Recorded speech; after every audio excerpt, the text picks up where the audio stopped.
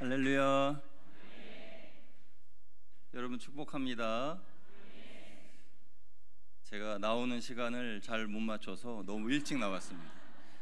이 정도면 끝날 줄 알았지 하고 나왔는데 안 끝나고 계속 부르셔서 들어갈 수도 없고, 아무튼 여러분 사랑으로 맞이해 주셔서 감사하고요. 우리 광진교회 성도님들 너무나 보고 싶었습니다. 왜냐하면 여러분은 저를 오늘 처음 보시고 잘 모르시겠지만은 저는 여러분에 대한 이야기를 오래전부터 듣고 알고 있었어요.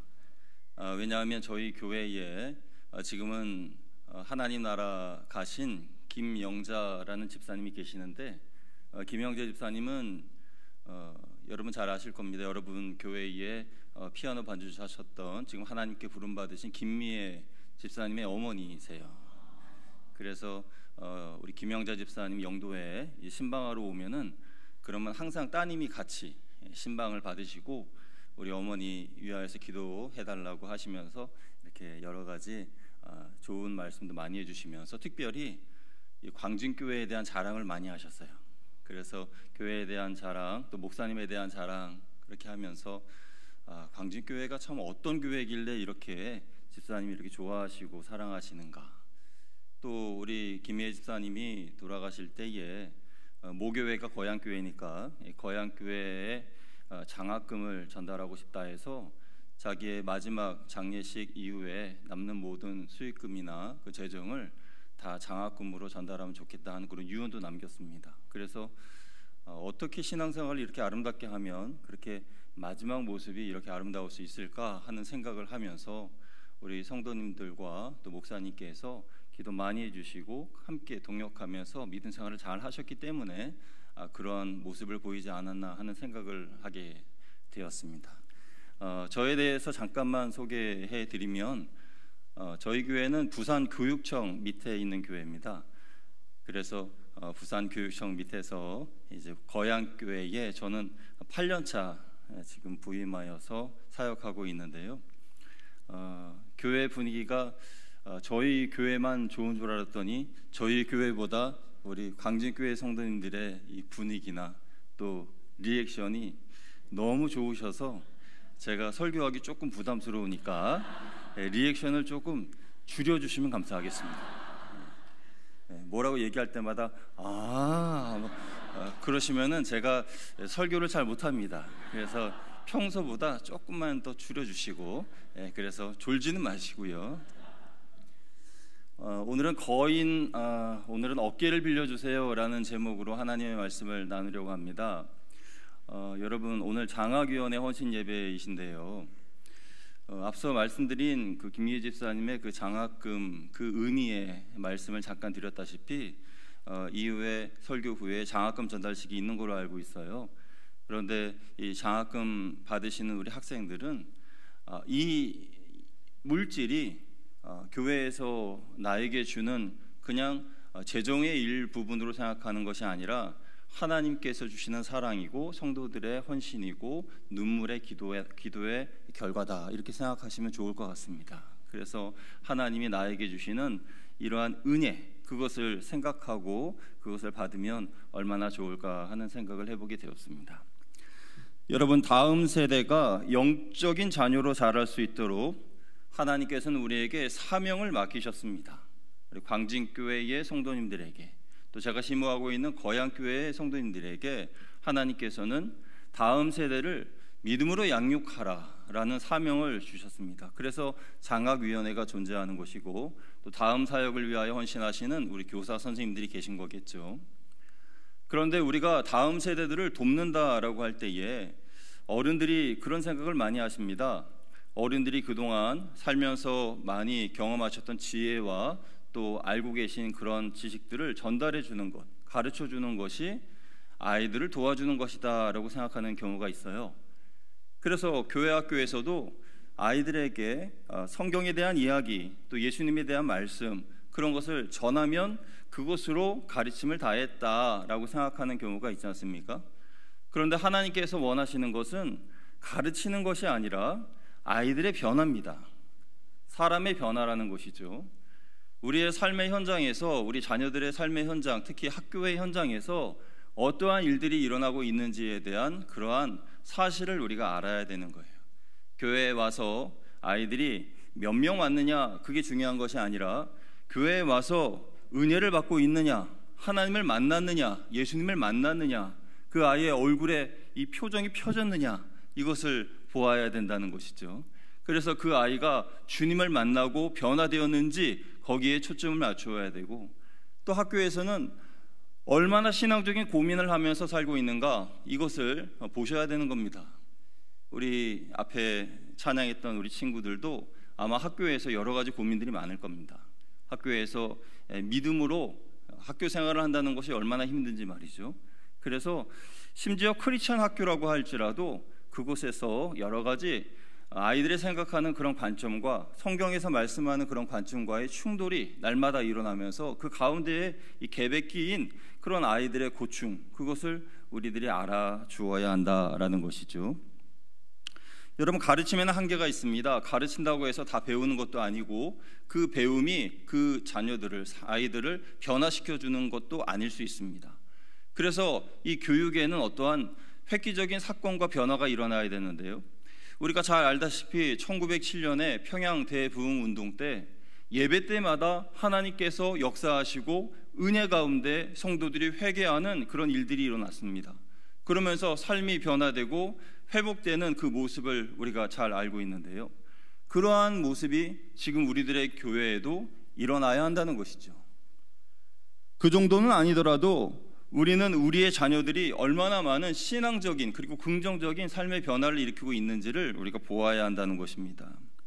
어른들이 주의해야 할 것은 학생들을 볼 때에 관리자의 눈으로 본다는 것이죠. 아이들을 볼 때에 지적하여야 할 어떤 것들이 눈에 들어오기 전에 아이들의 영혼이 여러분의 눈에 들어오시기를 주님의 이름으로 축복합니다. 그래서 그 아이들의 영혼의 모습을 보고 이 아이에게는 이곳이 필요하구나 라는 것을 맞춰줄 수 있는 그런 어른들이 되어야 한다는 것이죠. 여러분, 그렇다면 우리의 자녀들이 하나님의 거룩한 자녀로 살게 하기 위해서 우리 기성세대들이, 또 우리 어른들이, 장학위원회가, 우리 교사들이 도와줘야 할 것은 무엇일까요? 몇 가지를 생각해 보았습니다. 첫째는요, 우리 자녀들이 하나님께 딱 붙어서 떨어지지 않게끔 해주는 것이 중요하다라는 것입니다. 여러분, 이사야 41장 14절 말씀을 보면은 지렁이 같은 너 야곱아라는 그러한 말씀이 나옵니다. 그런데 그것은 그 과거의 개역 한글 번역이고요, 지금은 버러지 같은 너 야곱아 이런 말씀으로 번역되어 있는데, 이 버러지, 지렁이, 이것은 우리가 생각할 때에 혐오스럽고 좀 징그러운 벌레일 수 있는데, 사실 원문에 보면 그 버러지는 벌레라는 뜻이 아니라 톨라라는 그런 원어의 뜻을 가지고 있습니다. 톨라라는 것은 마찬가지로 벌레의 일종이긴 한데 나뭇가지에 딱 달라붙어 있는 그런 벌레를 말해요. 그래서 나뭇가지인지 벌레인지 구분이 안 될 정도로 딱 달라붙어 있는 그런 벌레이죠. 그래서 나뭇가지에서 나오는 영양분을 먹고 사는 벌레가 바로 톨라입니다. 그래서 버러지 같은 더 야곱아, 이 말은 톨라 같은 더 야곱아라는 그런 말씀인데, 왜 하나님께서 야곱을 톨라라고 하셨는가? 이것입니다. 톨라 같은 너 야곱아, 너는 나를 떠나서는 절대 살 수 없지. 내가 너에게 주는 말씀의 영양분을 먹고 은혜를 받고 사랑을 받아야 너는 살 수 있는 존재야. 떨어지지 말고 나에게 꼭 붙어 있으렴. 이것이 그 말씀의 뜻인 것입니다. 그래서 우리 광진교회의 다음 세대들이, 우리 성도님들이 하나님께 딱 붙어 있으시기를 주님의 이름으로 축원드립니다. 하나님께 딱 붙어 있을 뿐만 아니라 예수님의 보혈로 충만하시기를 축복합니다. 이 톨라라고 하는 벌레는요, 또 다른 재미있는 것이 있는데, 마지막 생을 마감할 때에 온 몸에서 붉은 진액을 쏟아냅니다. 그래서 그 톨라가 죽을 때에 그 나뭇가지가 시뻘겋게 변해요. 그래서 이 액체를 가지고 예전에 화가들은 그림을 그리기도 하였다죠.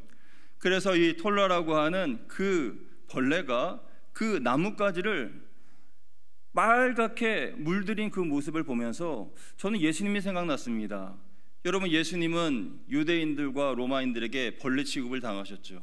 그럼에도 불구하고 마지막 죽으실 때에는 모든 보혈을 쏟으시면서 온 인류의 죄를 사하셨습니다. 바로 저와 여러분의 죄를 다 사하여 주신 것이죠. 그래서 정결하게 되고 구원받은 성도로서 오늘 우리가 예배드리는 것 아니겠습니까? 그래서 이사야서 1장 18절 말씀에 보면 오라 우리가 서로 변론하자. 너희의 죄가 주홍 같을지라도 눈과 같이 희게 될 것이고 양털같이 희게 되리라 라고 하신 이 말씀에 진홍같이 붉을지라도 양털같이 되리라 할 때 그 진홍이 바로 톨라라는 뜻이에요. 그래서 이 진홍같이 붉은 죄를 깨끗게 해주신 예수님, 그 예수님의 사랑이 우리 광진교회에 흘러 넘치고 또 우리 다음 세대의 삶에 넘쳐나기를 주님의 이름으로 축복합니다. 그래서 톨라가 그 나뭇가지를 빨갛게 물들였던 것처럼 우리도 우리의 삶에 내가 속하여 있는 그 곳마다 예수님의 보혈로 빨갛게 물들이는 그런 은혜가 있게 되기를 주님의 이름으로 축복합니다. 우리의 자녀들이 톨라가 되어서 또 톨라이신 예수님을 의지하면서 나의 삶에 주의 보혈로 물든다면 그러면 하나님께서 얼마나 기뻐하시겠습니까? 여러분, 톨라가 잘한 것이 있다면 단 하나입니다. 그것은 나뭇가지에 딱 붙어서 절대 떨어지지 않는다는 거예요. 이 톨라는 이동하지도 않습니다. 다른 벌레들처럼 기어다니지도 않아요. 한 곳에 딱 정착하면 떨어지지 않고 그곳에 그대로 죽을 때까지 있는 것이 바로 톨라입니다. 광진교회 성도 여러분, 하나님께서 사랑하시는 이 교회에 여러분께서 적을 두셨다면 평생 이곳에서 하나님의 은혜로 충만하시기를 주님의 이름으로 축복합니다. 우리 다음 세대도 마찬가지예요. 우리 친구들도 하나님의 은혜 가운데 이곳에서 하나님을 만났으면 그러면 나중에 결혼해서도 이곳에서 하나님의 은혜의 가정을 계속 이어가시기를 축복합니다. 그리고 하나님께서 여러분을 크게 사용하시기를 기대하면서 하나님께서 사용하시는 광진교회의 성도로서 내가 어떻게 하나님께 영광 돌릴 것인가, 내가 나중에 어른이 되어서 우리 교회를 어떻게 이끌어갈 것인가 라는 꿈을 가지면서 살았으면 좋겠어요. 둘째로, 다음 세대를 거룩한 하나님의 자녀로 기르며 그들의 영적인 변화를 돕기 위해서는 빠르게 사는 것보다 바르게 사는 것을 가르쳐 주셔야 됩니다. 한번 따라 하시면 감사하겠습니다. 빠르게 사는 것보다 바르게 삽시다. 여러분, 빠르게와 바르게는 한 글자 차이밖에 안 되지만 하늘과 땅 차이입니다. 우리는 너무 빠르게 빨리빨리 어떤 일을 성취하기 위해서 노력하고 수고하고 살지요. 그런데 빨리빨리 살다 보면은 그러면 정작 중요한 것을 놓칠 때가 많이 있습니다. 그것은 하나님께서 나에게 맡겨주신 사명, 하나님께서 내게 주신 그 일들을 감당해야 할 텐데 그 일을 감당하기보다도 이 일을 빨리 성취하기 위해서 그 일을 소홀히 하게 되는 경우가 있어요. 저는 어른들이 하나님의 말씀, 하나님의 사명, 이것을 최우선으로 감당해야 할 텐데 그것을 감당하지 않고 차선책으로 미루는 모습을 자녀들이 보고 아이들이 보고 닮을까 봐 두렵습니다. 그래서 하나님 전에 나와서 예배드리는 것 최우선이 되어야겠죠. 하나님의 말씀 따라 사는 모습 보여주는 것 최우선 되어야 되겠죠. 그런데 사정에 따라서 여의치 않다고 신앙을 차선으로 두는 모습을 아이들이 보면 그것을 닮아간다면 우리들이 나중에 하나님 나라 갔을 때에 그 책임을 어떻게 하나님께 들을 수 있겠습니까? 빨리 성공하는 거 중요합니다. 빨리 일을 마치는 거 중요하지요. 그러나 그것보다 더 중요한 것은 하나님의 말씀대로 사는 것입니다. 하나님의 말씀을 따라 사는 것이지요. 여러분, 우리는 빨리라고 하는 단어에 물음표를 붙여야 합니다. 어떤 일을 빨리 진행하려고 할 때 왜 빨리 해야 되지? 왜 내가 이렇게 서두르지? 그렇게 한번 질문해 보세요. 그러면 그렇게 서두를 일이 아니라는 것을 알게 될 겁니다. 서두르지 않아도 되는데, 잠깐 쉬어도 되는데, 하나님께 기도할 시간이 충분한데 왜 기도하지 않고 서두르는가 하는 생각을 하게 될 거예요. 빠르게라는 단어 앞에서 바르게 살기 위하여 쉼표를 붙이시기 바랍니다. 그래서 잠깐 쉬면서 하나님께 기도해야지요. 하나님, 정말 이것이 맞습니까? 이 일을 빨리 하는 것보다 하나님의 뜻을 알고 싶습니다 하고 물어보는 것이 중요합니다. 잠언 23장 18절에 여호와를 경외하는 이들에게는 정녕 그 미래를, 장래를 잊게 하시겠다라고 말씀하셨어요. 그러니까 그 앞길을 열어주신다는 거죠. 시온의 대로를 놓아주신다는 겁니다. 누구에게요? 여호와를 경외하는 이에게. 여호와를 경외한다는 것은 하나님께 묻는다는 것이죠. 어떤 일에 대한 결정권을 하나님께 맡기고 하나님, 이것이 정말 하나님의 뜻입니까? 하고 묻고 아뢰는 것이죠. 그것이 여호와를 경외하는 것 아니겠습니까? 그렇게 하나님께 여쭈어 보다 보면 하나님의 응답을 받아야 되기 때문에 시간이 지체됩니다. 시간이 지체되다 보면은 한참 기다리다 보면 손해 볼 수도 있고 또 타이밍을 놓칠 수도 있죠. 그러면 하나님께서 그 부분에 대해서 반드시 책임져 주시고 오히려 더 좋은 일들로 우리에게 갚아줄 줄 믿습니다. 그러니까 시간이 지체되더라도 하나님의 뜻이 아니라면 기다려야 되고 빠르게보다 바르게 살아가는 우리들이 되어야 되는 것이에요. 그들에게 하나님께서 길을 보여주시고 장래를 열어주신다는 것입니다. 세상 사람들은 길을 찾지 못해서 남이 가는 길을 따라갑니다. 누가 성공했다 그러면 그 사람의 뒤를 따라가기 바쁩니다. 누가 잘됐다라고 하면 그 사람의 방법을 따라가기 바쁩니다. 그런데 하나님은 사람들을 따라가지 말고 그들의 말에 귀를 기울이지 말고 하나님의 말씀에 귀를 기울이면서 하나님의 뜻대로 살라라고 우리에게 말씀하고 계시는 것이죠. 세상 사람들은 그렇게 잘못된 길로 가다 결국 낭떠러지로 떨어지게 됩니다. 여러분, 정말 복 있는 사람들은 주님이 보여주신 길을 비록 늦더라도 가는 사람들입니다. 그 길은 생명의 길이고 진리의 길입니다. 그리고 구원의 길입니다. 축복의 길입니다. 기쁨의 길입니다. 그래서 그 길을 걸어가는 여호와를 경외하는 사람들이 장래가 있다는 것입니다. 광진교회의 다음 세대가 그런 복을 받는 축복이 있기를 주님의 이름으로 축원드립니다. 셋째로요, 자녀들의 영적인 변화를 위해서 여러분의 어깨를 빌려주시기 바랍니다. 오늘 본문의 제목이기도 한데요, 현대 물리학의 아버지로 불리며 만유 인력 법칙을 발견한 아이작 뉴턴은 그의 나이 46세 때에 누군가 그에게 성공의 비결이 무엇이냐라고 물어봤습니다. 그러자 뉴턴은 말하길, 만일 내가 다른 사람보다 조금이라도 멀리 내다볼 수 있었던 것은 단지 거인들의 어깨 위에 내가 있었기 때문입니다 라고 말했습니다. 여기서 유명한 명언인 거인의 어깨라는 말이 나왔죠. 그러니까 이 뉴턴은 앞서 나보다 먼저 그러한 이 만유인력의 법칙과 비슷한 그러한 법칙들을 개발하고 발견한 사람들 어깨 위에 올라서서 보았기 때문에 발견한 것이지 내가 잘해서 그것을 발견했다라는 고백은 아닌 것이에요. 여러분, 성경에도 보면은 믿음의 선배들의 어깨 위에서 더 큰 일을 이룬 사람들의 이야기가 많이 기록되어 있는 것을 알 수 있습니다. 선지자들 중에 단연 하나님께 크게 사용받은 선지자는 엘리야 선지자죠. 엘리야는 마지막 죽음을 보지 않고 불마차를 타고 하늘에 올라갈 정도로 대단한 선지자였습니다. 그런데 그에게는 제자가 한 명 있었는데 바로 엘리사였죠. 엘리사는 이 엘리야 선생님의 능력의 갑절을 받기를 원했습니다.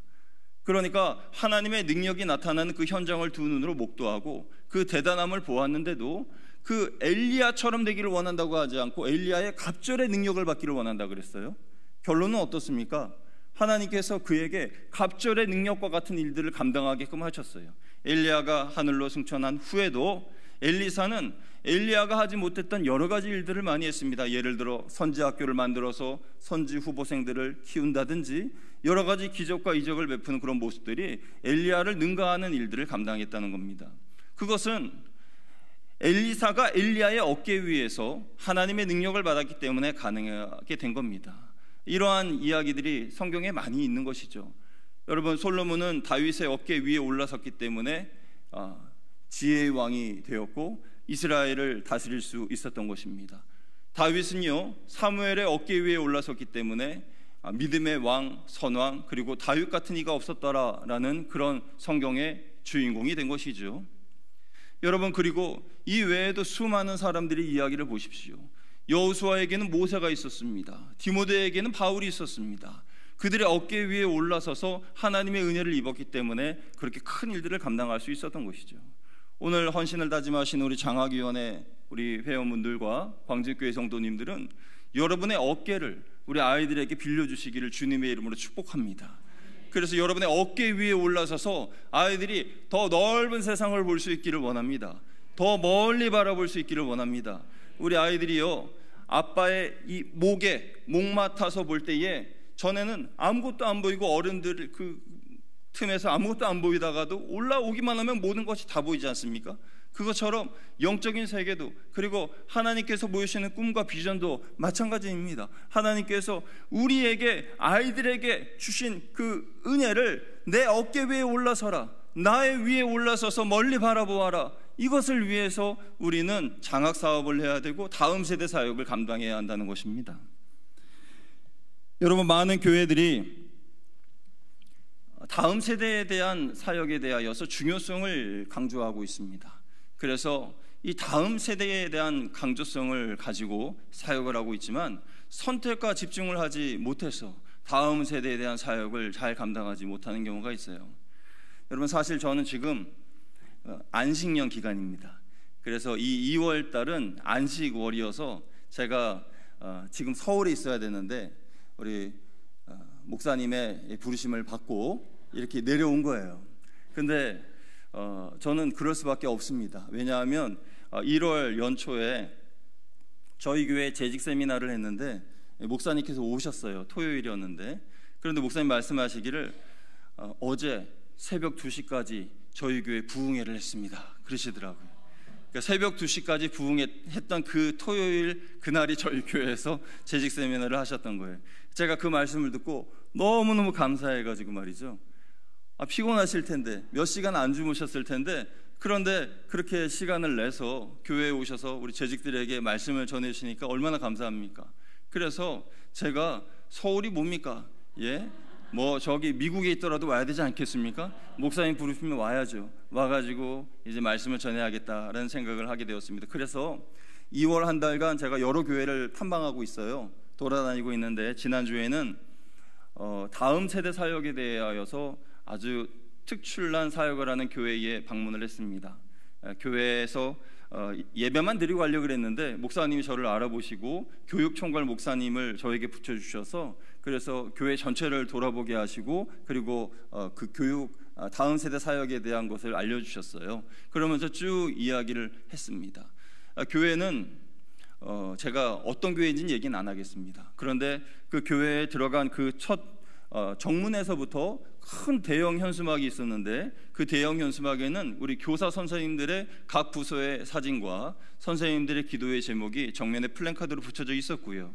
본당에 올라가 보니까 본당 로비에는 우리 아이들, 학생들의 사진이 이렇게 붙여져 있고 그 밑에 이름과 기도 제목이 적혀 있었어요. 그래서 이것이 왜 여기 있느냐 물어봤더니 성도님들이 지나가실 때에 그것을 보고 아이들을 위하여서 기도하신다 그래요. 그래서 그 모습을 딱 보면서 아이들을 위해 잠깐 기도하고 들어가는, 지나가는 그런 모습, 그리고 또 그 교회에는 아이들을 위한 책갈피를 만들어서 그 책갈피에 아이들의 얼굴과 또 기도 제목을 놓고 기도를 한다는 거죠. 그래서 그 모습을 보면서 다음 세대를 위하여서 이 총력을 기울이는 교회는 뭔가 다르구나 하는 생각을 했습니다. 그러면서 마지막으로 그 총괄 목사님이 하신 말씀이 제 이 귀에 꽂혔는데요. 뭐라고 말씀하셨냐면, 저희 교회는 다음 세대 사역을 위하여서 작년 사역을 포기했습니다, 이렇게 이야기를 하셨어요. 물론 그 작년 사역을 포기했다는 말이 이 교회가 기본적으로 해야 되는 사역들, 예배나 신방이나 기도의 사역, 이런 등등의 사역들을 포기했다는 그런 뜻은 아닐 겁니다. 선택과 집중해서 집중하는 그 에너지, 그것을 다음 세대를 위하여 쏟고 있다라는 그런 말이겠죠. 그러니까 그 말이 제 마음에 와닿았어요. 인구 절벽 시대를 맞이해서 모든 교회들이 다음 세대에 총력을 기울여야 된다라고 말은 하는데, 첫째로 재정을 총력을 기울이지 않습니다. 여러 가지 사역들과 여러 가지 시설과 그런 것들에 들어가야 할 재정들, 나누어져야 할 재정들이 많이 있기 때문에 다음 세대에 총력을 기울이지 못해요. 그런데 그 교회 같은 경우에는 주차장, 이 다음 세대 부모들이 주차를 할 수 있는 주차장을 확보하기 위하여서 재정의 많은 부분을 투자하고 있다라고 이야기를 하는 얘기를 들었어요. 시설도 마찬가지죠. 10년 전에 이 놀이시설 같은, 이 유치원 가보면은 유치원 아이들이 노는 놀이시설 있지 않습니까? 그런 것들을 10년 전에 구비해 놓아서 국민일보에 실렸다는 이야기를 들었을 때에 이미 10년 전부터 앞서가고 있는 교회였구나라는 생각이 들었습니다. 저는요, 광진교회가 하나님께서 기뻐하시는 다음 세대 사역에 총력을 기울이는 여러분 되시기를 주님의 이름으로 축복합니다. 그래서 장학금 전달 중요하지요. 그런데 그 한 가지 사실만이 아니라 거기에 하나님께서 은혜와 은혜를 부어주셔서 하나님께서 놀라운 역사를 더해 주셔서 우리 이곳에 있는 다음 세대 우리 친구들이 가득하게 넘치기를 주님의 이름으로 축복합니다. 여러분, 우리 기성세대들은요, 학생들을 예수님의 어깨 위에 올려주는 그러한 사역을 해야 합니다. 이 장학사업도 마찬가지고 다음 세대 사역도 마찬가지입니다. 저에게는 저를 예수님의 어깨 위에 올려주신 두 분의 선생님이 계세요. 한 분은 김경자 숙자 되시는 선생님이신데 미혼의 나이에 하나님께 부름을 받으셨어요. 제 기억에 그때 한 초등학교 3학년, 4학년 정도 됐을까요? 아주 어렸던 그 나이였던 기억이 납니다. 교회에 가면 항상 선생님이 저를 품어 안아주시고요, 그리고 항상 끝나고 갈 때는 새우깡을 한 봉지 사서 저에게 주시면서 보내주시고, 그래서 그 다음 주에는 어떤 과자를 사주실까 궁금해서 이 교회를 빠질 수가 없었어요. 그런데 그 과자보다도 제가 더 좋았던 것은 선생님의 품이었습니다. 선생님이 꼭 끌어안아 주시니까 얼마나 그 품이 포근하고 좋았던지 말이죠. 그분이 저를 예수님의 어깨 위에 올려주셨어요. 또 다른 선생님은 저희 어머니입니다. 저희 어머니는 15년 동안 암투병을 하셨어요. 유방암이 걸리셔서 이 5년 주기차로 다 나았다 싶으면 또 걸리시고 나았다 싶으면 또 걸리고, 그래서 결국 하나님의 부르심을 받았는데 15년 동안 아파하시는 모습을 제가 옆에서 가까이 보면서 마음이 너무 안타까웠습니다. 그럼에도 불구하고 구역장, 지역장을 내려놓지 않으시는 거예요. 그래서 저는 오해했죠. 그 교회 담임 목사님을 오해했습니다. 아니, 좀 병이 걸리고 아프신 분이면 그런 거 좀 못하게 하시거나 좀 내려놓을 수 있게 해주셔야지, 왜 저거를 그렇게 계속하게 그렇게 저렇게 하시나 하는 그런 생각이 들었는데 그게 아니었어요. 목사님이 그런 것이 아니라 저희 어머니가 자원해서 계속 생명이 있을 때까지 하나님 맡겨주신 이 사명 감당하고 싶습니다 라고 말씀하셨다는 거예요. 하루는 너무 힘들고 아파하시니까 제가 이야기를 했습니다. 어머니, 그렇게 아프시면 좀 내려놓으세요, 그만하세요 라고 이야기를 했죠. 그러니까 저에게 하신 말씀이, 목사님이 그만두라고 하실 때까지 나는 하려고 해, 그렇게 말씀하시더라고요. 그 목소리가 제 귀에 아직도 쟁쟁합니다. 목사님께서 그만두라고 하실 때까지 너무 몸이 아파서 이제 권사님 그만 쉬세요 라고 이야기하실 때까지, 그때까지 하시겠다는 거예요. 결국 하나님께서 부르시기 그 전년도까지 하나님의 사역을 감당했어요. 그러면서 그 일들을 감당했습니다. 그래서 저는 생각합니다. 하나님께서 주신 사명, 그 사명을 감당하는 그 유통기한이 있다면 하나님이 부르시는 날까지다. 할렐루야. 하나님이 부르시는 날까지, 하나님께서 나를 데려가시는 그때까지 하나님의 사명을 감당하는 것이라는 것을 저는 마음속에 새기고, 그래서 그 두 분의 선생님을 통해서 저는 예수님의 어깨 위에 올라섰죠. 그리고 예수님이 보이시는 꿈을 갖게 되고 예수님이 주신 비전을 가지고 목회를 하게 된 것입니다.